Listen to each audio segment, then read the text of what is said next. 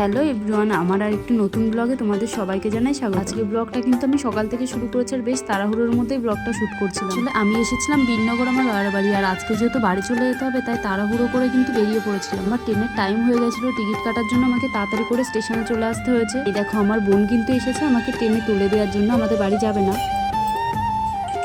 আমি কিন্তু যাচ্ছি না, আমি দিতে এসেছি। তো তোমরা তো শুনতেই পেলে আমার বোন কিন্তু আমাকে স্টেশনে ছাড়তে এসেছিল, আর আমি কিন্তু বাড়িতেও চলে এসেছি। দেবাংশীকে নিয়ে যেহেতু একা একা এসেছি তাই আর কোনো ভিডিও শুট করতে পারিনি আমি। এই দেখো আমার এত তাড়াহুড়ো করে বাড়ি আসার কারণ হচ্ছে এইটা, হেলথ সেন্টারে চলে এসেছি সকাল সকাল আমার দেবাংশীর ভ্যাকসিন দিতে। আসলে আগের দিন রাত্রেই ফোন করে বলা হয়েছিল দেবাংশীর 16 মাসের একটা ভ্যাকসিন বাকি ছিল, তাই সেটাই আজকে কমপ্লিট করবে। তাই কিন্তু আমি সকাল সকাল মেয়েকে নিয়ে আর আমার শাশুড়ি মাকে নিয়ে চলে এসেছি হেলথ সেন্টারে। আর এখানে আসার পরে কিন্তু দেবাংশীর দুষ্টুমি একটুও কমেনি, বরং এখানে এসে আরো বেশি দুষ্টুমি করছে। এখানে এত পরিমাণে দুষ্টুমি করছে বলে আমি কিছুক্ষণের জন্য কোলে রাখতে গিয়েছিলাম, কিন্তু কোলেতে একদমই থাকবে না। ও এখানে দুষ্টুমি করছে আর ও পেছন পেছন ঠাম্মি হাওয়া দিয়ে বেড়াচ্ছে। দেখো আসলে দেবাংশী প্রচন্ড পরিমাণে ঘামে, যার জন্য ওর পেছন পেছন সবসময় পাখা নিয়ে ঘুরতে হয় আমাদের। এই দেখো এখানে কিন্তু দেবাংশী একটা খেলার সাথীও পেয়ে গেছে। প্রথমে একটু লজ্জা পাচ্ছিল, কিছুক্ষণ তারপরে গিয়ে আবার খেলা শুরু করেছে। আমাদের দেবাংশী তো এমনিতেই খুব দুষ্ট, আর তার সঙ্গে যদি আরেকটা সঙ্গী পায় তাহলে তো দুষ্টুর লেভেল আরো দুগুণ বেড়ে যায়। এখানে এসে বাইরে যতগুলো জুতো ছিল ও তো এক একটা করে সব জুতো বাইরে পা দিয়ে ফেলে দিয়েছে। আমি তো শুধু ভাবছিলাম কখন ভ্যাকসিনটা দেবে আর কখন মেয়েকে নিয়ে একটু বাড়ি যাবো। এখানে তো এমনিতেই অনেক পরিমাণে গরম ছিল, তারপরে তো দেবাংশী এত পরিমাণে দুষ্টুমি করছে। ওর এই দুষ্টুমি সামলাতে সামলাতে আমি আর ওর ঠাম্মি দুজনে হিমশিম খেয়ে যাচ্ছিলাম। দেবাংশী তো এখন বেশ মজায় খেলাধুলা করছে, কিন্তু একটু পরে যে ওকে সুই ফোটানো হবে সেটাও এখনো বুঝতে পারিনি। এই ভ্যাকসিনের দিনগুলো আসলে না আমার একদমই ভালো লাগে না। মেয়েটার আবার বুঝি জ্বর আসবে।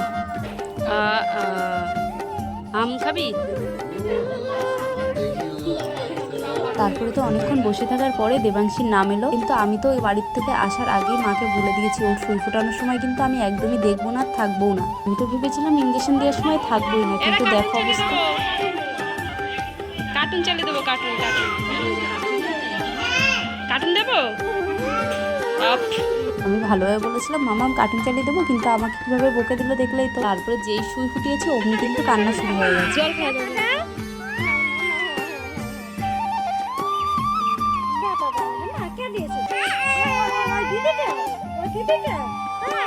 দেবাংশীর ভ্যাকসিন দেওয়ার পরে কিন্তু 5 থেকে 7 মিনিট কান্না করেছিল। তারপর ওর কাকাই নিতে চলে এসেছিল আমাদের, কিন্তু গাড়িতে ওঠার পরে ওকে দেখে কি মনে হচ্ছে ওর আজকে ভ্যাকসিন দিয়েছে। আসলে দেওয়ার সময় যতটা কান্না করেছিল তারপরে কিন্তু ও একটুও কান্না করেনি। আমি তো এর এই কাণ্ড কারখানা দেখে একটু অবাকই হয়ে যাচ্ছিলাম যে এই মেয়ের নাকি এখনই ভ্যাকসিন দিয়েছে, কিন্তু অবস্থা দেখো গাড়িতে বসে দিব্যি নাচতে নাচতে বাড়ি যাচ্ছে। তারপরে তো বাড়িতে এসে দেবাংশীকে খাওয়ানোর পরে ঘুম পাড়িয়ে দিয়েছিলাম। পরে বিকালে যেহেতু বাইরে বৃষ্টি হচ্ছিল তাই আমরা বাইরে বসে একটু বৃষ্টি দেখছিলাম। তোমার কোথায় ব্যথা মা? দেখাও তো কোথায় ইঞ্জেকশন দিয়েছে। ও এই যে পায়ে, পায়ে ইঞ্জেকশন দিয়েছে। ব্যথা তোমার ওখানে? ব্যথা ব্যথা লেগেছে। তারপরে বিকালে বসে বসে বাইরে এত সুন্দর বৃষ্টি হচ্ছে আর আমি আর আমার মেয়ে বসে বসে বৃষ্টি দেখছিলাম। দেবাংশীকে দেখে কি মনে হচ্ছে ওর আজকে ভ্যাকসিন দিয়েছে। দেখো আমার সঙ্গে বসে বসে বৃষ্টি দেখায় ব্যস্ত। আর দেবাংশীকে কিন্তু যখনই জিজ্ঞেস করা হচ্ছে মাম্মাম তোমার কোথায় ব্যথা দিয়েছে, তখনই কিন্তু হাত দিয়ে পায়ে আগে দেখাচ্ছে। এখানে ব্যথা? হ্যাঁ ওটো।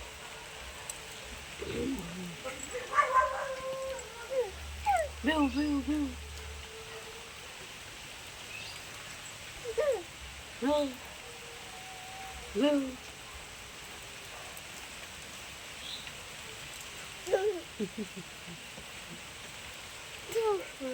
তারপরে সন্ধ্যাবেলায় দেবাংশীকে খাওয়ানোর পরে ঘুম পাড়াতে এসেছিলাম। মেয়ে আমার বালিশ নিয়ে একাই দেখো বিছানা করা শুরু করে হ্যাঁ দিয়েছে। বিছানা করো, ঘুমু ঘুমু দেবো। এখানে দেখো, হ্যাঁ আরেকটা বালিশ নিয়ে আসো।